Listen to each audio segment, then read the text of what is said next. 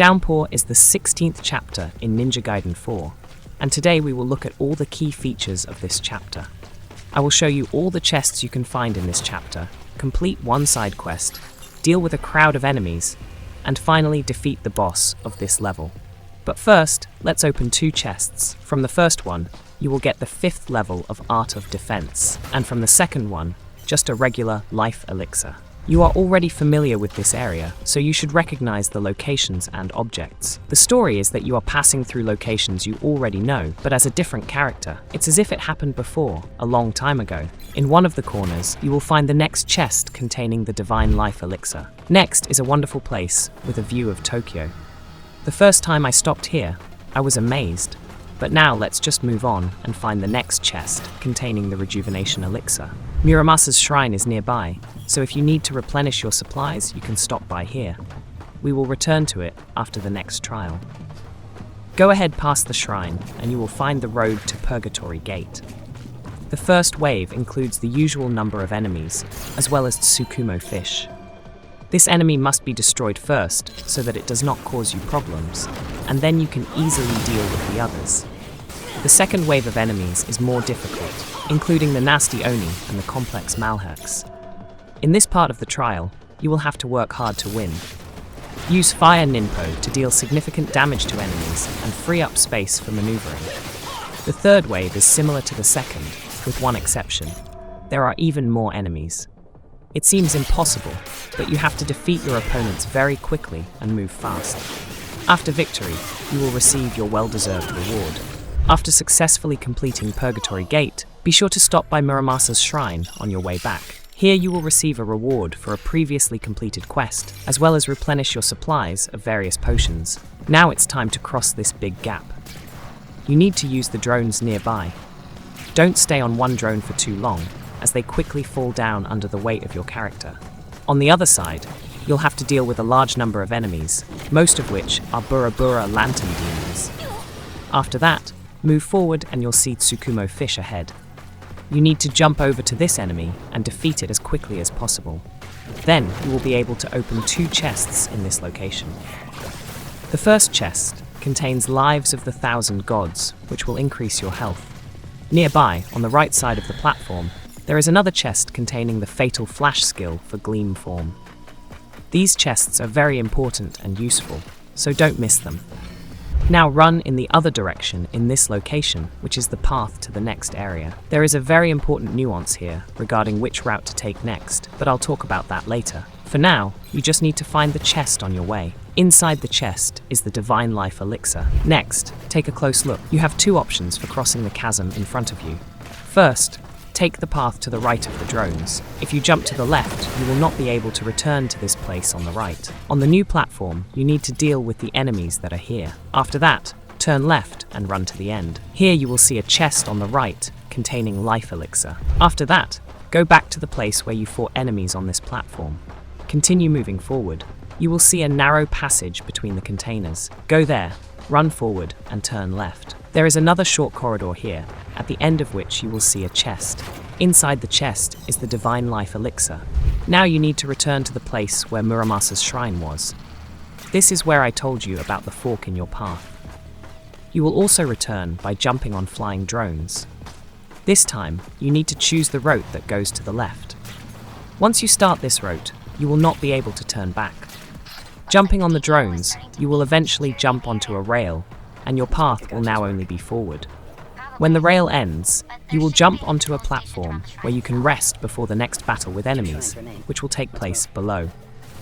Note that Tsukumo Kettle is located below on the left, which you must destroy first, and only then engage in battle with the other enemies that will appear here.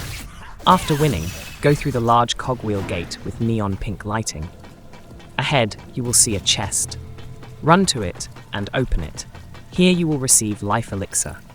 Immediately after that, be ready to repel the attack of several creatures. It is best to use Fire Ninpo here to neutralize everyone with one shot. After that, climb the stairs and immediately turn left. Here you will see a long corridor on the right, at the end of which there is a very important chest. Inside the chest, you will find Incense of Rebirth. This elixir is very expensive and useful in difficult battles. Now go out onto the road that leads along the main storyline and move forward.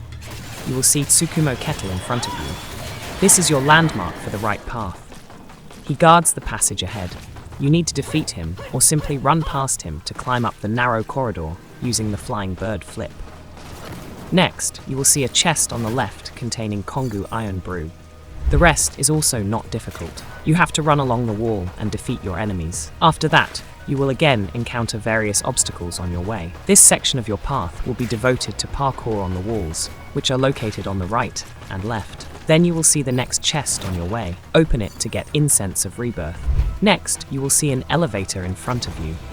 It is a small platform that will lift you up. Enter the elevator and move upward. When the elevator stops, you will need to use the flying bird flip skill again to climb even higher. You will arrive at a platform where the third Muramasa's shrine is located. Use it to replenish your supplies if necessary and heal your health. Once you have completed all your tasks at Muramasa's shrine, proceed up the stairs. As you ascend the stairs, immediately look to your left. There you will find a chest containing Senjin War Brew. Then you will enter a platform where there are many enemies. It's hard to call this the final battle of this section, but it is one of the key ones. You need to be careful and nimble to easily defeat all enemies. After that, you will see a cutscene where Yakumo jumps onto a moving platform and you will move on to the next location. In the new location, you need to turn left immediately. Here you will find two chests standing side by side. They are not guarded. You just need to walk up to them and open them. In the first chest, you will find the Divine Life Elixir. Then walk up to the second chest and open it. Inside, you will find the Life Elixir. Now, run towards the enemies ahead. They are guarding the route forward, but I'm sure you can negotiate with them to let you pass. Before jumping the long way forward, find the chest on the left. Open the chest to get Crimson Blood Pellets. You've had deja vu several times in the last few chapters, because Ryu Hayabusa is now moving through the places where you recently played as Yakumo. Now you're facing the familiar passage to the abandoned temple. The boss Kitsune Courtesan awaits you ahead, but before you get to her, you can collect many interesting and useful items in this temple. So once you reach the temple, you will have to fight a large number of enemies. Here you will encounter Onis, Burabura Lantern Demons, and Armored Sickles. After defeating them, move forward and you will see a chest on your right. Inside the chest, you will find a Life Elixir. Move forward along the corridor, go through the empty room, and turn left after it. There is a small niche here where you will see a chest. Inside the chest is Crimson Blood Balm. Now turn around and you will see another room in front of you, and a little further away, many wooden boxes. These boxes are hiding a chest from you. You need to break the boxes to get to the chest and open it. After that, you will receive a new skill, Reflect. Head for the exit. You will recognize this place. There will be a yellow wall on the right, and that is the way forward.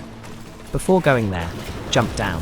Here is a room where you need to defeat several enemies to complete the additional quest. Execute the Rampant Monstrosities. Probably the most difficult enemy here is Tsukumo Fish. You can easily deal with the others. After completing the quest, find the chest before going upstairs. It is nearby. Opening it will give you the new Chainlink skill. Now you can climb up the yellow ladder from this spot and use the yellow wall on the right to run further. You will find yourself on a metal platform. Just run straight ahead and you will see a chest in front of you. Open it to get the new Reflect Fatal Flesh skill for Gleam form. After that, you can move on. There is very little left until the end of the chapter. You will see the place where you need to jump down. On the right, you will see a door that you can destroy to move on. In general, you have already explored this abandoned temple completely, and now you need to move on to the final battle. Therefore, head in the direction that leads you to the exit of the location. On the way, you will encounter another group of enemies. It will be several Onis. After defeating them, you will see a long corridor. This is the path to the boss, but before you go there, open the chest on the right. Here, you will receive Incense of Rebirth. Walk down the long corridor, and you will see the last group of enemies. Here there is one Oni and two Burabura Lantern Demons. This is a symbolic obstacle that you can easily overcome. After the battle, find the last Muramasa's shrine. Here you need to receive a reward for one quest, and prepare for the final battle of this chapter with Kitsune Courtesan. Finally, the final battle with Kitsune Courtesan. You already know this boss, and he hasn't changed at all since your previous encounter. Kitsune delivers many blows, but they are all relatively weak. so they won't cause you much damage if you don't manage to block or dodge them. Many of the boss's attacks are continuous combos. You can block or dodge most of these attacks. In between Kitsune's combos, you need to deal as much damage as possible. When Kitsune scatters her umbrellas around the location, prepare for a prolonged defense. Your opponent has 2 health bars. The second phase is considered more difficult because the boss gains a few more combinations and offensive abilities. But the nature of the fight and your actions remain the same. Your task is to look for pauses in your opponent's attack and strike, gradually reducing the boss's health. I am more than confident that you will defeat Kitsune Courtesan on your first try. Compared to all the previous battles, this boss really seems too easy and predictable. Just alternate between defense and attack correctly, and you will quickly succeed. The final cutscene, which you will see next, shows you again how Ryu Hayabusa and Sayori sealed the boss to imprison the Dark Dragon. You will see how the drama of the scene and the relationship between these 2 characters develops. This will be interesting for a general understanding of the situation. And that's all the useful tips I can give you in this chapter. If you found this video helpful, please like it and subscribe to the channel. I also recommend checking out the reviews of all the other chapters of Ninja Gaiden 4, which you can find on my channel. See you soon, and take care, my friend.